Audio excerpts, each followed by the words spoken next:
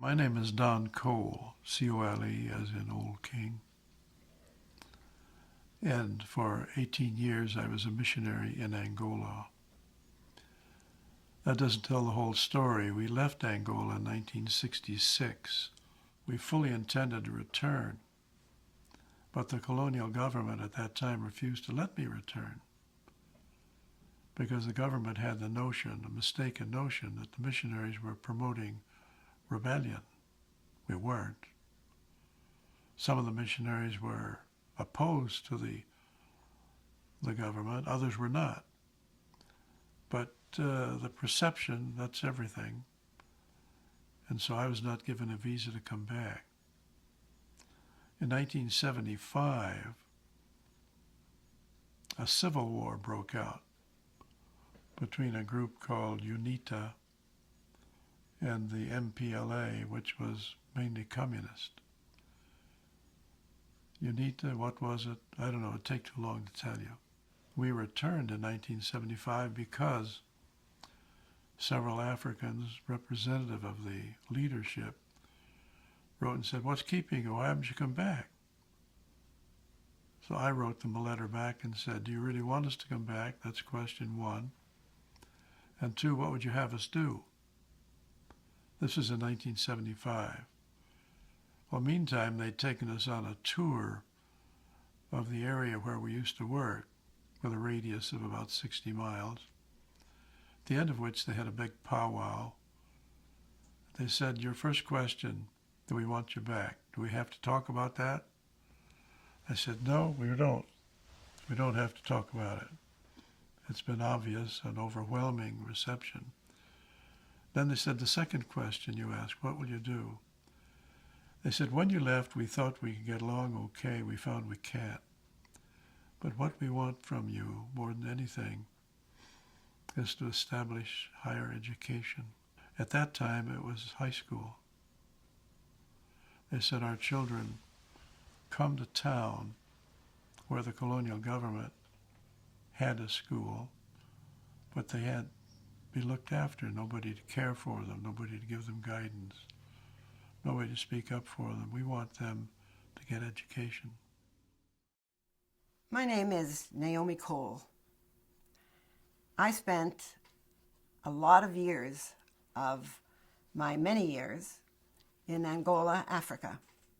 I became very interested in Africa generally in my late teens and early 20s, and thought that someday maybe God would have me go to Angola to work amongst the people on the high plain, as they call it.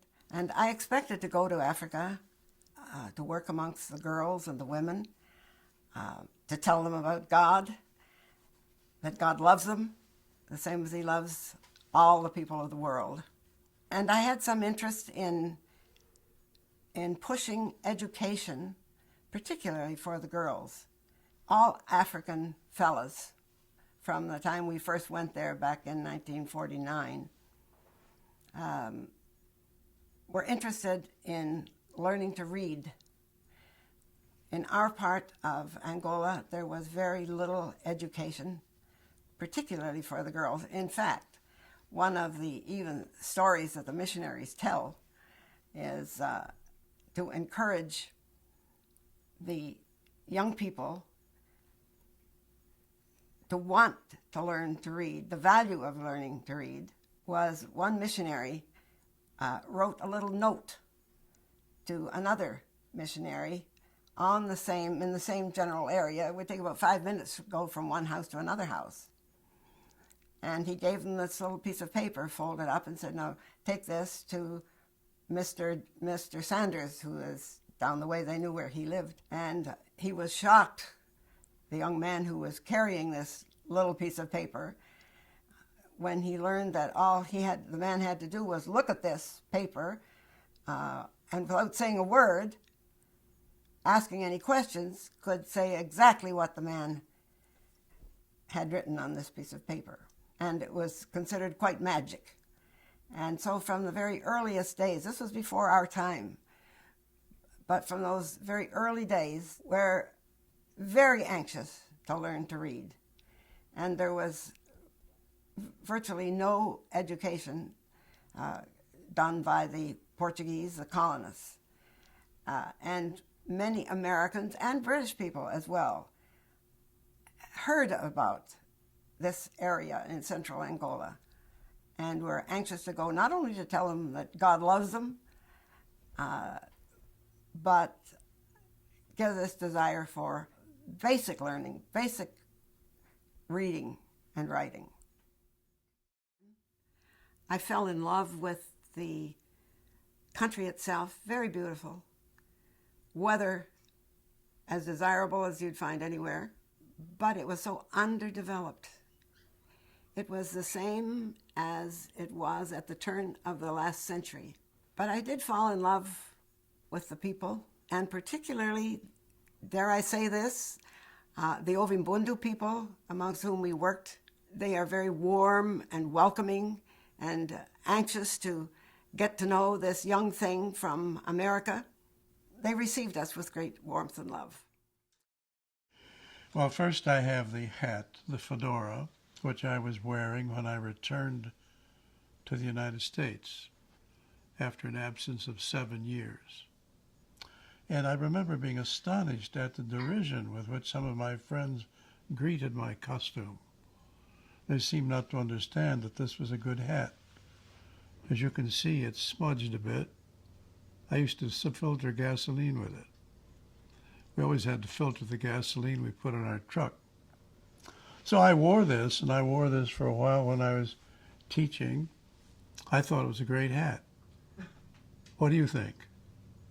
Don't answer. But now, just to show you how much more sophisticated I've become, this is the hat. And this is the difference between Angola of 1948 and the United States of the current year. I know that's a stupid kind of illustration, but preachers are always looking for an illustration.